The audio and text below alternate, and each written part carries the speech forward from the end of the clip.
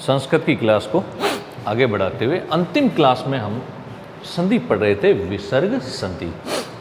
विसर्ग संधि में हमने सबसे पहली संधि पढ़ी थी हमारी उत्व संधि, नंबर 2 संधि हमने पढ़ी थी सत्व संधि, और उसके बाद तीसरी जो संधि पढ़ी थी हमने उस संधि का नाम था ऋत्व या रत्व संधि। अब संधि में सबसे लास्ट और विसर्ग संधि की जो सबसे लास्ट संधि है उस संधि का नाम है विसर्ग लोप संधि। यह संधि आप लोगों के लिए बिल्कुल नई संधि है, ठीक है। क्या नाम है इसका? नंबर 4 विसर्ग लोप संधि।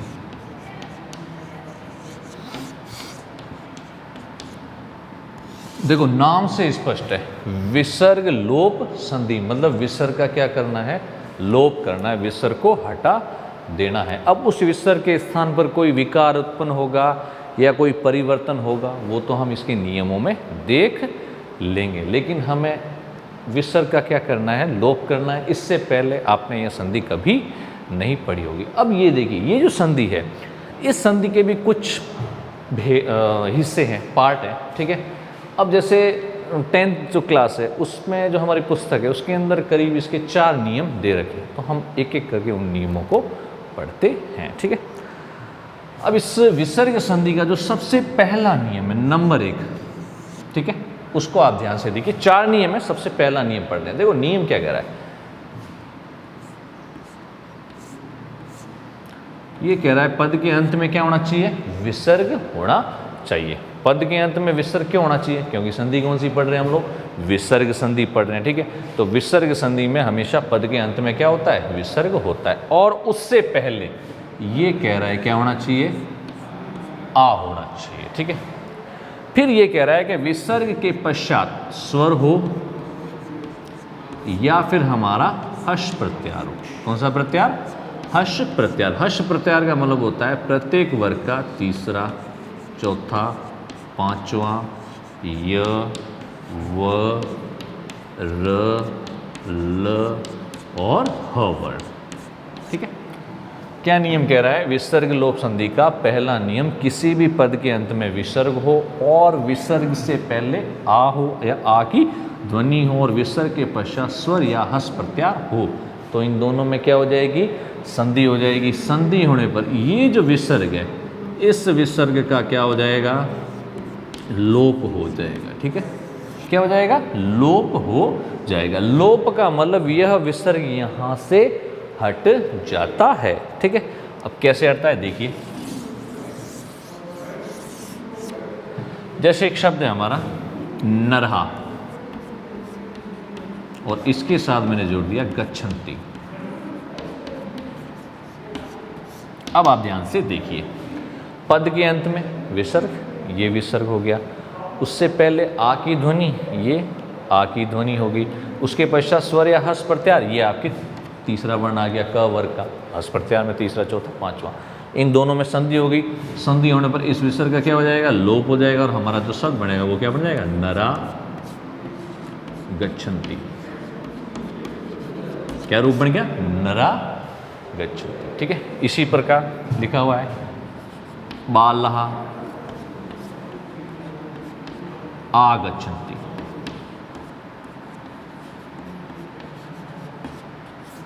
ठीक है। बालः आगच्छन्ति, जब इसका संधि विच्छेद करोगे तो हो जाएगा बाला आगच्छन्ति। इस तरीके से इसके शब्द पढ़ेंगे, ठीक है। इसी प्रकार लिखा हुआ है जैसे छात्रः हसन्ति, ठीक है। छात्रः हसन्ति, तो इसका रूप बन जाएगा छात्रा हसन्ति। अब देखो होता क्या है, होता ये है कि हमारी जो पुस्तक होती है, किताब, उसके अंदर कहीं शब्द संधि करके लिखे हुए होंगे इस तरीके से, कहीं शब्द बिना संधि के भी लिखे हुए होंगे, ठीक है।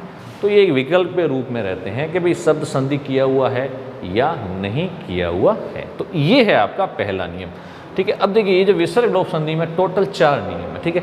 इन 4 नियमों में केवल एक नियम है वो मोस्ट इंपॉर्टेंट है, उसी से बोर्ड एग्जाम में या कहीं भी किसी भी एग्जाम में प्रश्न पूछे जाते हैं। ठीक है, ये संधि थोड़ी सी बोरियत महसूस होगी आप लोगों को, लेकिन अपनी किताब में है इसलिए हमें इसको पढ़ना पड़ेगा। ठीक है, कोई दिक्कत नहीं है, समझ में आ रहा है अच्छी बात है, नहीं आ रहा है तो भी कोई फर्क नहीं पड़ता है, बस उदाहरणों को एक बार देख लो, नियम एक बार देख लो। लेकिन इस विसर्ग लोग में जिस संधि को मैं आपको अच्छे से, सबसे लास्ट संधि पढ़ेंगे नंबर 4, ठीक है, उस संधि को तो आपको अच्छे से पढ़नी है, उसके नियमों को याद करना है, उसके उदाहरणों को याद करना है। बाकी जो 3 नियम है अगर आप ढंग से पढ़ लेते हो ठीक है, नहीं भी पढ़ते हो तो काम चल जाएगा। ठीक है, अब ये था हमारा विसर्ग लोप संधि का पहला नियम कि किसी भी पद के अंत में विसर्ग हो और विसर्ग से पहले आ की ध्वनि हो, उसके पश्चात स्वर या हर्ष प्रत्याहार का कोई भी वर्ण हो तो संधि से विसर्ग का क्या हो जाएगा, लोप हो जाएगा, और ये इसके उदाहरण है। अब हम इसका नंबर 2 नियम पढ़ते हैं।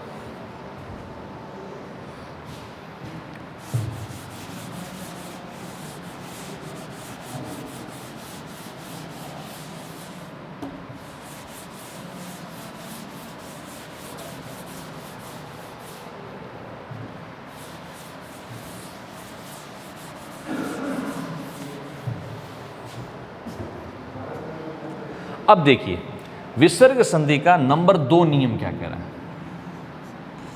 पहला नियम हो गया, ठीक है।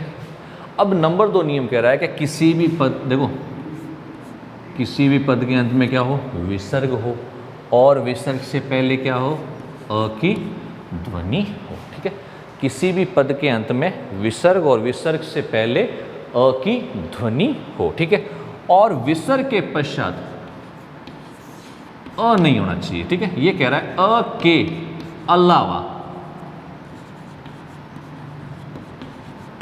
अलावा कोई भी स्वर हो,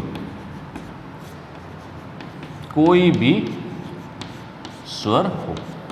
अब देखो क्यों कह रहा है ये, पद के अंत में विसर्ग लाने को कह रहा है, विसर्ग से पहले अ की ध्वनि को कह रहा है, उसके बाद कह रहा है कि अ के अलावा कोई भी स्वर हो, मतलब अ नहीं होना चाहिए, इसके अलावा आ ए आई जो भी हो। ठीक है, तो संधि से इस विसर्ग का क्या हो जाएगा, लोप हो जाएगा, मतलब यह विसर्ग यहां से हट जाता है। ऐसा क्यों कहा है, ऐसा इसलिए कहा है क्योंकि एक नियम इससे पहले हमने जो संधि पढ़ी थी उत्तु संधि, उसमें भी यही नियम होता है कि पद के अंत में विसर्ग हो, विसर्ग से पहले अ की ध्वनि, और विसर्ग के पश्चात अगर अ हो गया तो क्या होता है, इस विसर्ग हो तो ओ हो जाता है। ठीक है, और ये जो बाद वाला अ है इसको अवग्र अ आदेश हो जाता है। लेकिन संस्कृत में संधियों को इस तरीके से क्रमबद्ध रूप में व्यवस्थित किया गया है जिससे एक संधि दूसरे संधि को न काट पाए, न एक दूसरे का एक परस्पर विरोध न कर पाए, सीक्वेंस तरीके से समझाया गया है।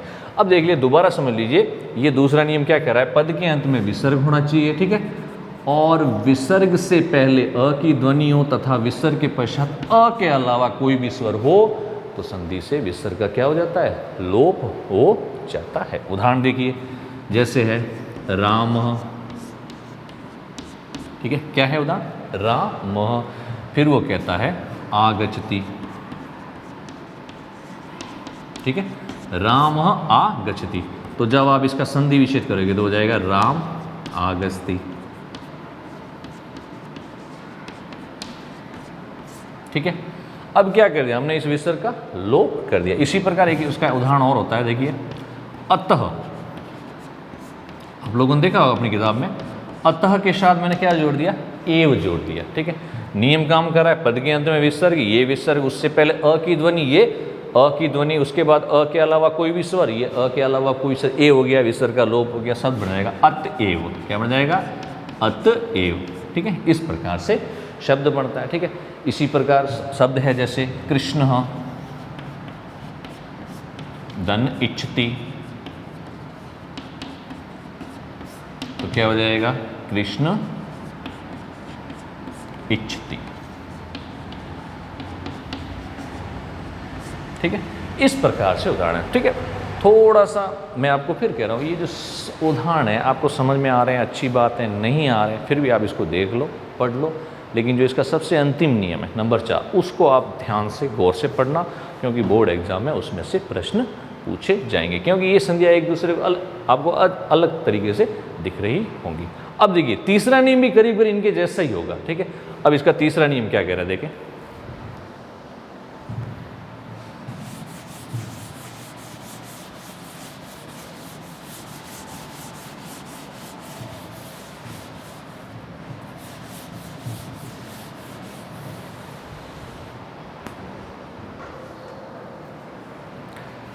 अब देखिए इसका नंबर 3 नियम किस संधि का, विसर्ग लोप संधि का नंबर 3 नियम क्या कह रहा है, ठीक है। एक छोटा सा नियम है कि किसी भी पद के अंत में सह या एश हो, सह या एश शब्द हो, ठीक है। किसी भी पद के अंत में सह या एश हो। अब देखो इन सब के पीछे क्या लग रखा है, विसर्ग लग रहा है, तो पद के अंत में विसर्ग तो होना ही चाहिए। फिर वो कह रहा है कि इस पद के अंत में स हो या एस हो, फिर वो कह रहा है कि यहां पर उसके पश्चात अ के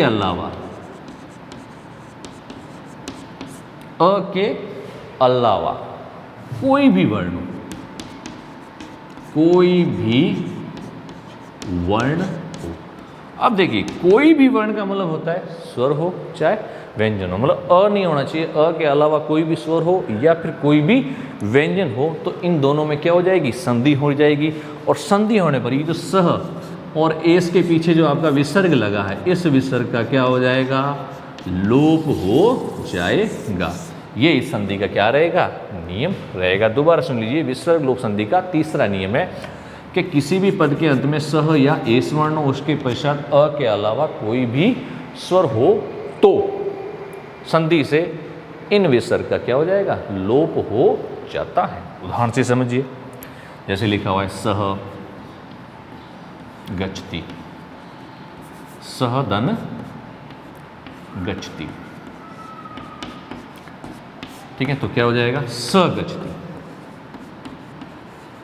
देखो होता क्या है कि हमारी किताब में नॉर्मली ऐसा लिखा हुआ होता है, ठीक है, और कभी कभार कहीं कहीं ऐसा भी लिखा, तो हम क्या देखते हैं कि अभी ये गलत लिख दिया। ये गलत नहीं लिखा है, ये किताब वाले ने सही लिखा है। उसने क्या कर दिया, संधि करके उसको शब्द को लिख दिया, ठीक है। और यहाँ संधि युक्त शब्द नहीं, या उसको अलग अलग करके लिखा है, यहाँ उसको संधि। तो हम देखते हैं कि भाई मान लो ये लिख दिया सह गच्छति, तो हम देखें इसके पीछे उसने विसर्ग तो लगाए नहीं, विसर्ग था लेकिन उसने इस संधि से विसर्ग का क्या कर दिया, लोप कर दिया। तो ये भी शब्द सही है और ये भी शब्द सही है, गलत कुछ भी नहीं है, ठीक है। इसी प्रकार और शब्द है एषः वदति, तो क्या हो जाएगा, एष वदति। इस प्रकार और भी शब्द बनते हैं, जैसे इन दोनों शब्दों के आगे कोई भी क्रिया जोड़ दो, आगस्ती जोड़ दो, हस्ती जोड़ दो, लिखती जोड़ दो, ठीक है, पठती जोड़ दो, तो इस प्रकार के शब्द बनेंगे। ये शब्द एग्जाम में इतने पूछे नहीं जाते हैं। तो ये विसर्ग लोप की तीसरी संधि है कि किसी भी पद के अंत में शह या एष वर्ण हो और उसके पश्चात अ के अलावा कोई भी वर्ण स्वर या व्यंजन हो, तो सह और एष के विसर्ग का क्या हो जाता है, लोप हो जाता है। ये आज के उदाहरण। अब जो नंबर 4 नियम पढ़ेंगे वह एग्जाम की दृष्टि से, बोर्ड एग्जाम की दृष्टि से या किसी भी एग्जाम की दृष्टि से मोस्ट इंपोर्टेंट है, क्योंकि इस विसर्ग लोप संधि में केवल अब जो नियम पढ़ रहे हैं यही आपको अच्छे से ध्यान रख के पढ़ना है।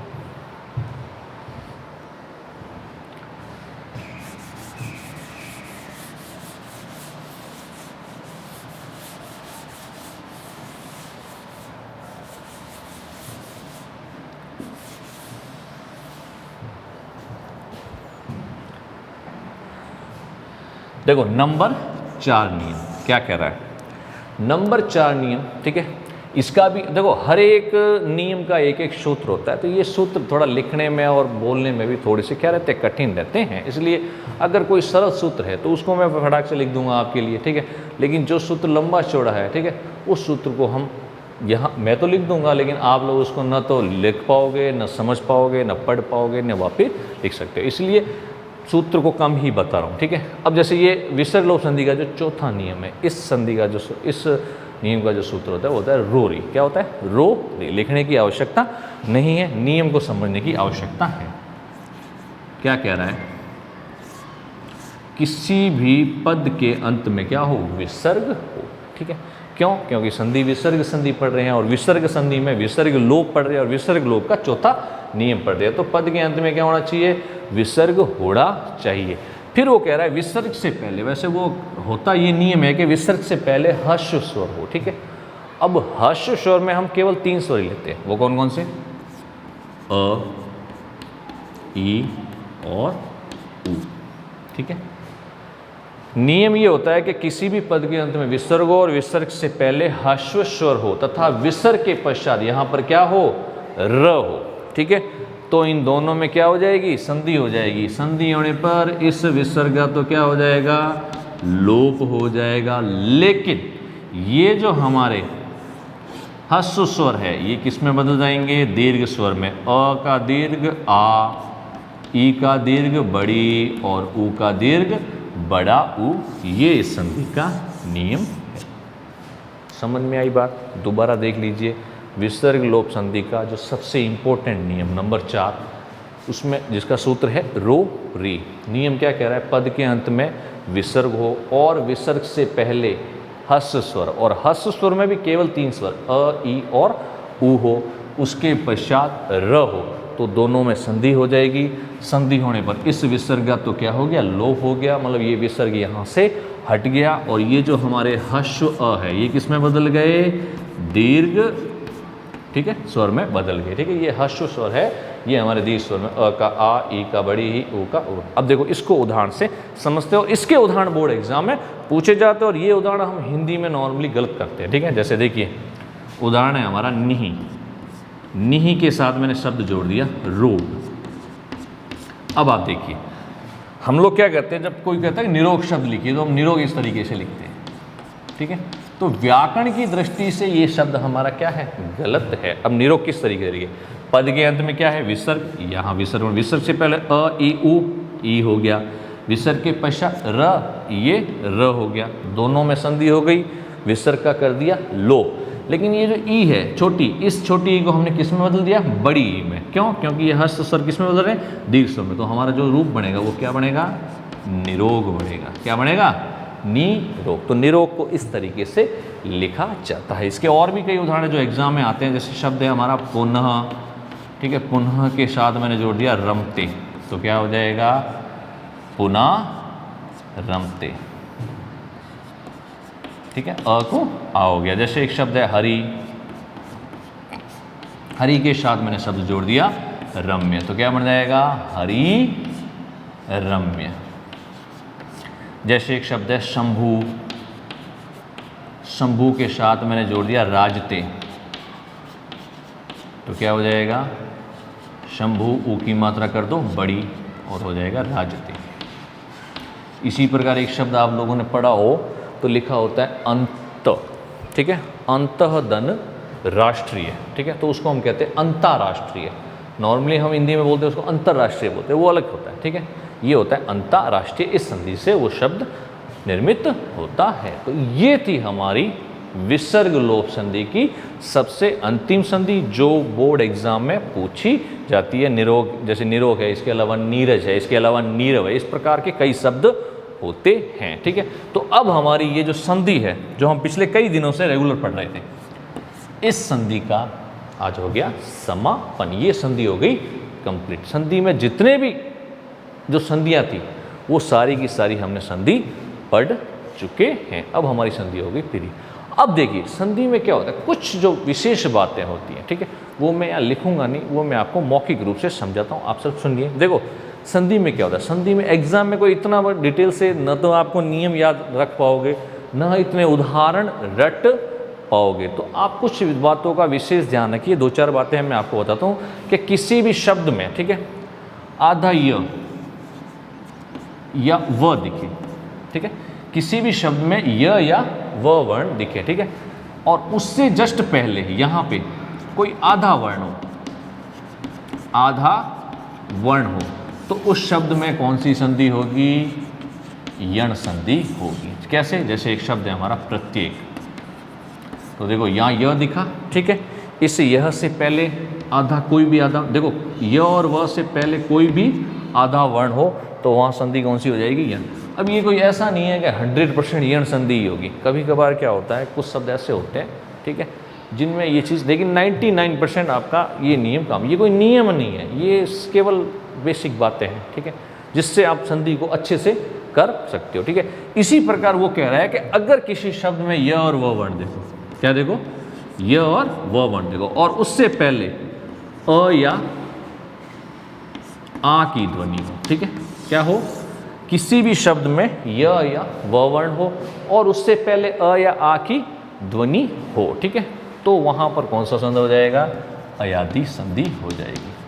कौन सी संधि हो जाएगी, अयादि संधि। जैसे एक शब्द है रावण, तो देखो यहाँ व हो गया, ये व से पहले अ या आ की मात्रा होगी, तो यहाँ आप संधि का नाम आराम से क्या लिख सकते हो, अयादि। अब संधि विषय तो हमें करना ही पड़ता है, लेकिन संधि के नाम क्यों मैं बता रहा हूँ, ये जो नियम है, ये जो मैं कुछ बातें बता रहा हूँ, ये आपके संधि का नाम, हमको क्या करते हैं कि फटाफट संधि विषय तो कर लेते हैं, लेकिन संधि क्या है उसमें, संधि का नाम क्या है वो भूल जाते हैं। तो मैं आपको क्या सिखा रहा हूँ, संधि का नाम तो अच्छे से याद कर लो, ठीक है, संधि विषय तो आपको आता ही है, तो संधि का नाम तो इस तरीके से याद कर लो। अब जैसे देखो किसी भी शब्द के ऊपर दो मात्राएं हो, मान लो इस तरीके से, ठीक है, तो नॉर्मली उसमें कौन सी संधि होगी, उसमें संधि होगी आपके वृद्धि संधि होगी, ठीक है।